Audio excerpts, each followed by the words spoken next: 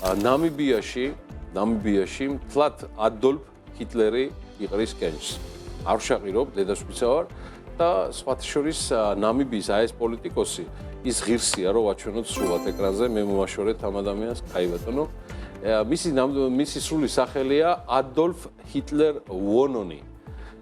და ის ხელმძღვანელობს ნამიბიის ოლქს სახელად ომპუნდია და თურმე 1-20 წელიწადია უკვე იქაურობის ხელმძღვანელია, ანუ გარდა იმისა, რომ 20 წელია ხელმძღვანელობს ამ ოლქს თუ რეგიონს, ეხლა 26 ნოემბრის არჩევნებზე კიდევ აპირებს მონაწილეობის მიღებას.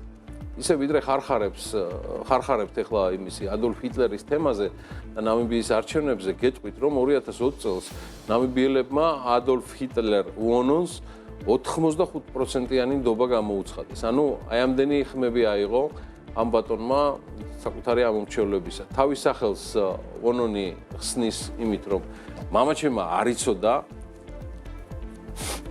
და აზზე არ იყო, რას ნიშნავს ეს სახელიო. და საერთოდ არანაირი საერთო არ მაქვს ნაცისტურ დანაშაულებებთან და ყოველდღიურობაში და ურთიერთობაში ადოლფით მომართავენ. ადოლფი. ისენ ჭაკად აქვს საქმე, ნამიბიელ ადოლფს, არც გზა, არც კარი, უკმაყოფილო ყოფილა ქალი, ისა ხალხი, მოვიკითხე იქაურობა, შეიძლება ქალებიც არა, ქალიც უკმაყოფილოა და კაციც. იქაური გაზეთი ნამიბიანი გავხსენი გუშინ ამ პიროვნებაზე ძებნისას და ერთ-ერთი წერს, რომ ჩვენ მაგას ფულს კარტის თამაში არ ვუხდითო, საქმე გააკეთესო. ეტყობა ყველაფერს იკეთესთან ერთად ნამიბიელი ადოლფ ჰიტლერ ვონონი თამაშიც ნაყარებაა. მოკლედ ესეთი ამბავი.